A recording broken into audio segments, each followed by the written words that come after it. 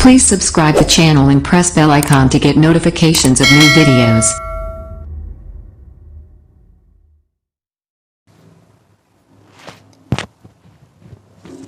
Hello students, इन दिनों हम पढ़ रहे हैं कंप्यूटर नेटवर्किंग। और कंप्यूटर नेटवर्किंग में जो हम लास्ट टॉपिक देखा था वो था टीसीपी/आईपी प्रोटोकॉल। और आज का हमारा टॉपिक रहेगा ईमेल।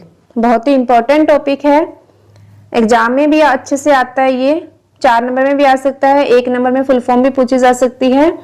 एडवांटेज या फिर इसकी लिमिटेशंस की बात करें तो 2 नंबर में पूछा जा सकता है। तो हमें ये टॉपिक बहुत अच्छे से करना है और वैसे भी एक प्रैक्टिकल टॉपिक है जो हम करके देखेंगे। तो अभी हम इसकी थ्योरी पढ़ लेते हैं। तो सबसे पहले तो देखिए कि ईमेल की फुल फॉर्म क्या होती है, मतलब ईमेल का पूरा नाम क्या होता है। ईमेल का पूरा नाम होता है electronic mail, e for electronic. तो ईमेल का पूरा नाम क्या हो गया? Electronic mail. जितनी भी इंटरनेट पे सर्विसेज होती हैं उनमें से ईमेल भी एक बहुत ही महत्वपूर्ण और बहुत ज्यादा उपयोग की जाने वाली सर्विस होती है ना। हम ईमेल भेजने के लिए किसका यूज करते हैं? इंटरनेट का यूज करते हैं। इसका उपयोग इलेक्ट्रॉनिक उपकरणों का प्रयोग करके लोगों के बीच संदेश भेजने या फिर प्राप्त करने के लिए किया जाता है। और एक इसमें यह होता है कि इसमें एक समय में हम बहुत से व्यक्तियों को संदेश भेज सकते हैं, मतलब एक साथ में कई सारे लोगों को मेल किया जा सकता है। और ईमेल भेजने के लिए हमें क्या पता होना चाहिए? हमें सिर्फ उस बंदे की ईमेल आईडी पता होनी चाहिए जिसको हम मेल भेज रहे हैं, जिसको हम मैसेज करना चाहते हैं। हमें सिर्फ उसकी ईमेल आईडी पता होनी चाहिए। उसके बाद है कि जो ईमेल सर्विस है वो पोस्टल सर्विस की बजाय बहुत ही तेज होती है, मतलब फास्ट है, बहुत ही इजी है और बहुत ही सस्ती भी होती है। ये कॉस्टली नहीं होती, सिर्फ हमें सेटअप में कॉस्ट लगानी पड़ती है। जब हमें कंप्यूटर वगैरह लेना हो उस टाइम कॉस्ट लगती है। उसके बाद ये नहीं है कि आपको एक मेल भेजनी है और उसके लिए आपको काफी ज्यादा कॉस्ट जो है वो स्पेंड करनी पड़ती है। नहीं, वो बहुत ही सस्ती होती है। तो जो पोस्टल सर्विस है उसके बजाय तो ये बहुत ज्यादा सस्ती होती है। उसके बाद आता है कि जो ईमेल है उसमें प्रयोग होने वाले प्रोटोकॉल्स कौन कौन से हैं। इंटरनेट जब से हम पढ़ रहे हैं, कंप्यूटर नेटवर्किंग पढ़ रहे हैं, आपने ये देखा हो कि बहुत सारे प्रोटोकॉल्स आते हैं। हर टॉपिक में 2-3 प्रोटोकॉल्स आते ही आते हैं।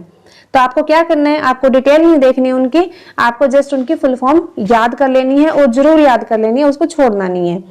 तो जो ईमेल है उसमें प्रयोग होने वाले प्रोटोकॉल्स कौन कौन से हैं? सबसे पहले आता है SMTP। तो P से तो प्रोटोकॉल होता ही है, हमें ध्यान है। S से क्या होगा? सिंपल। और मेल पढ़ रहे हैं हम तो simple mail transfer protocol. SMTP की फुल फॉर्म होगी simple mail transfer protocol. Second जो प्रोटोकॉल है वो है MIME। MI जो है उसकी क्या हो जाएगी? मल्टीपर्पज। M से मेल हो जाएगा और E से एक्सटेंशन हो जाएगा। तो MIME की फुल फॉर्म हो जाएगी मल्टीपर्पज मेल एक्सटेंशन। ओके, तो ईमेल में हम सिर्फ ये 2 ही देखेंगे कि ये 2 प्रोटोकॉल यूज होते हैं। First is SMTP and second is MIME। SMTP की फुल फॉर्म है सिंपल मेल ट्रांसफर प्रोटोकॉल और MIME की फुल फॉर्म है मल्टीपर्पज मेल एक्सटेंशन। ओके, उसके बाद आता है कि जो ईमेल है उसकी वर्किंग कैसी है, कैसे ईमेल जो है वो वर्क करती है, उसमें कौन कौन से कंपोनेंट्स होते हैं, उसके बारे में थोड़ा सा हमें देखना है। तो सबसे पहले हम बात कर लेते हैं साइन अप। साइन अप जो है वो एक टर्म यूज होती है जब हम ईमेल का यूज करते हैं। तो साइन अप क्या है? साइन अप होता है हमें मेल अकाउंट बनाना है, मतलब मेल अकाउंट बनाने का जो प्रोसेस है उसको साइन अप बोला जाता है। उसमें क्योंकि जब भी हम मेल का यूज करेंगे, ईमेल का यूज करेंगे, मेल हमें भेजनी है तो उस पे हमारा अकाउंट तो होना चाहिए ना। विदाउट अकाउंट तो हम नहीं भेज पाएंगे। तो हमें क्या करना है? सबसे पहले हमें मेल अकाउंट बनाना है। तो मेल अकाउंट बनाने की जो प्रक्रिया है, जो प्रोसेस है, उसको क्या बोला गया? Sign up. साइन अप कैसे होगा? साइन अप करने के लिए हम क्रिएट अकाउंट करेंगे, कुछ एक जनरल इंफॉर्मेशन होंगी, बेसिक इंफॉर्मेशन होंगी, नेम है, डेट ऑफ बर्थ है, फोन नंबर, एड्रेस जो भी है ये हमें फिल करना होगा और फिर जो है हमारी मेल आईडी बन जाएगी। तो जो हमारी मेल आईडी बनेगी वो कैसी बनेगी, कुछ इस टाइप से बनेगी, है ना। यहाँ पे ये 2 पार्ट्स में डिवाइड होगी। तो ऐसे कुछ मेल आईडी हमारे पास बनेगी। एक हमारे पास मेल आईडी होगी और एक उसका पासवर्ड होगा। जब भी हमें लॉगिन करना होगा तो हम मेल आईडी और पासवर्ड का यूज करके हम लॉगिन कर लेंगे। ठीक है, अब हमारी मेल आईडी तो बन गई है, साइन अप हमने कर लिया है। अब हमें क्या करना है, लॉगिन करना है, मतलब हमें साइन इन करना है। तो जो सेकंड स्टेप है वो क्या होगा, साइन इन। तो साइन इन करने के लिए मैंने पहले बताया कि हमें क्या होना चाहिए हमारे पास, एक तो हमारी ईमेल आईडी और दूसरा उसका पासवर्ड। तो ईमेल आईडी और पासवर्ड का यूज करके अकाउंट में साइन इन किया जाता है ताकि मेल से जो भी सेवाएं हैं उनका उपयोग किया जा सके, ताकि हम मेल भेज पाएं। तो साइन अप करना क्या होता है, मेल अकाउंट क्रिएट करना, अकाउंट बनाना, और साइन इन करना क्या होता है, लॉगिन करना, उसके अंदर एंटर करना। तो लॉगिन करने के लिए हमारे पास होना चाहिए हमारी ईमेल आईडी और उसका पासवर्ड। तो जब भी हम कोई मेल भेजते हैं तो हमारे पास जब रेसिपिएंट का एड्रेस डालना होता है, प्राप्तकर्ता का एड्रेस डालना होता है, तो हमारे पास 3 ऑप्शन आते हैं। एक तो लिखा होता है टू, एक होता है सीसी और एक होता है बीसीसी। तो जहां पे टू लिखा होता है वो क्या होता है, मुख्य प्राप्तकर्ता का एड्रेस। अगर हमें एक ही बंदे को भेजना है तो हम टू कर देते हैं। तो टू क्या होता है, जहां पे हम रेसिपिएंट का एड्रेस लिखते हैं, जो प्राप्त करता है उसका हम एड्रेस डालते हैं, उसकी मेल आईडी डालते हैं। सेकंड जो नंबर है वो है सीसी। सीसी की फुल फॉर्म होती है कार्बन कॉपी। कार्बन कॉपी मतलब अगर हमें एक साथ में कई सारे बंदों को मेल करनी है तो हम क्या करते हैं, कार्बन कॉपी कर देते हैं। सभी प्राप्तकर्ता जिन्हें वह मेल प्राप्त होगी उनका नाम किस में आ जाएगा, कार्बन कॉपी में। नेक्स्ट है बीसीसी। बी मतलब blind carbon copy, B for blind, CC carbon copy. इसमें क्या होगा, अगर हम ब्लाइंड कार्बन कॉपी करते हैं या फिर हम सिंपल कार्बन कॉपी करते हैं तो क्या डिफरेंस होगा। अगर हम सिंपल करते हैं कार्बन कॉपी और हमें 10 बंदों को मेल भेजना है तो क्या होगा, उन 10 को आपस में पता होगा, क्योंकि उनको जब मेल प्राप्त होगी तो उसमें एड्रेस दिया होगा सबका, और उनको ये पता होगा कि मेरे अलावा ये मेल किस किस को और भेजी गई है। ओके, किस किस बंदे ने और प्राप्त की है ये मेल। लेकिन अगर हम उसे ब्लाइंड कार्बन कॉपी कर देते हैं तो एड्रेस जो है वो किसी को शो नहीं होगा। हर बंदे को लगेगा कि ये मेल इंडिविजुअली मुझे भेजी गई है, मतलब वो दूसरे का एड्रेस नहीं देख पाएगा, उसे नहीं पता कि ये मेल और किसको भेजी गई है। तो यही डिफरेंस इसमें होता है। नेक्स्ट है साइन आउट। साइन आउट को पता ही है, जब भी हम मेल हमने यूज कर ली, हमने मेल भेज ली, चेक कर ली, जो भी करना था हो चुका। अब हमें क्या करना है, मेल अकाउंट को बंद करना है, तो हम क्या करेंगे, साइन आउट करेंगे। ओके, तो साइन आउट क्या होता है, मेल अकाउंट को बंद करके अकाउंट से बाहर आने का प्रोसेस होता है। उसके बाद आता है कि जो ईमेल है उसके एडवांटेज क्या है, या फिर ये कहो कि ईमेल के यूजेस क्या क्या हैं। ओके, तो ये दोनों टॉपिक है, चाहे आप एडवांटेज दिखे आपको या फिर यूजेस दिखे, आपको सेम पॉइंट से लिखने हैं। तो सबसे पहले आता है स्पीड। स्पीड मतलब गति। तो ईमेल का जो संदेश है, ईमेल के जो मैसेजेस हैं उनकी भेजने की स्पीड तो बहुत फास्ट होती है, क्योंकि हम सिर्फ एक क्लिक करते हैं और मैसेज सेंड हो जाता है। लो कॉस्ट, बहुत ही कम कॉस्ट पे मेल भेजा जाता है।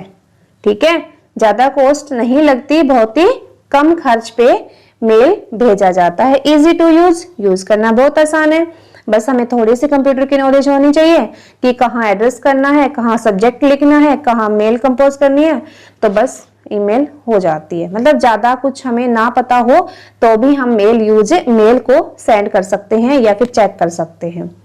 नेक्स्ट है पेपर रहित ऑफिस। पेपर रहित ऑफिस मतलब हर काम हमें पेज पे करने की जरूरत नहीं है, हम टाइप करते हैं या फिर जो फाइल होती है उसको कंपोज करते हैं, अटैच करते हैं। तो इसमें क्या है, पेपर का कम इस्तेमाल करके हम पेपर रहित ऑफिस बनाने में ये सहायता करती है। नेक्स्ट है ऑफर पेशेंस, मतलब ये कहती है कि धैर्य रखो, टेलीफोन जब बजता है, जब फोन बजता है, मोबाइल बजता है, तो हमें उठाना पड़ता है उस टाइम, है ना। उसमें ऐसे नहीं है कि हम थोड़ी देर के बाद उसको रिसीव कर लेंगे, नो, हमें उसी टाइम उठाना पड़ता है। लेकिन मेल में ऐसा कुछ नहीं है, मेल आई है, आप उसको आधे घंटे के बाद, 2 घंटे के बाद, जब भी आपके पास टाइम हो आप उसको चेक कर सकते हो। तो इसीलिए लिखा गया है कि ऑफर पेशेंस, धैर्य प्रस्तावित। नेक्स्ट है, किसी भी समय मेल भेज सकते हैं या प्राप्त कर सकते हैं, बस हमारे पास इंटरनेट फैसिलिटी होनी चाहिए और हम मेल को भेज सकते हैं और रिसीव कर सकते हैं। नेक्स्ट है, सेम मैसेज कितने भी लोगों के पास भेजा जा सकता है। देखो, अगर हम मैनुअली करते हैं तो हमें क्या करना होता है, हर एक बंदे को एक लेटर लिखना है, तो हमें कितने लेटर लिखने होंगे, बहुत सारे लेटर लिखने होंगे जितने हम भेजना चाहते हैं। लेकिन मेल, अगर एक मेल आपको कई के पास करनी है तो कुछ नहीं करना, आपको कार्बन कॉपी करनी है या ब्लाइंड कार्बन कॉपी करनी है और मैसेज आपका एक ही और वो सबके पास सेंड हो जाएगा। नेक्स्ट है, अपने आप रिकॉर्ड भी मेंटेन होता रहता है ना। जब भी हमारे पास मेल आती है, जो हमारी मेल आईडी पे पड़ी रहती है या फिर हम भेजते हैं तो वो सेंट में होती है, तो हमें वहां से रिकॉर्ड भी मिलता रहता है। उसके बाद है डिसएडवांटेज, या फिर कह सकते हो इसकी हानियां क्या है या फिर इसमें कमियां क्या है। तो सबसे पहले आती है सेटअप की लागत।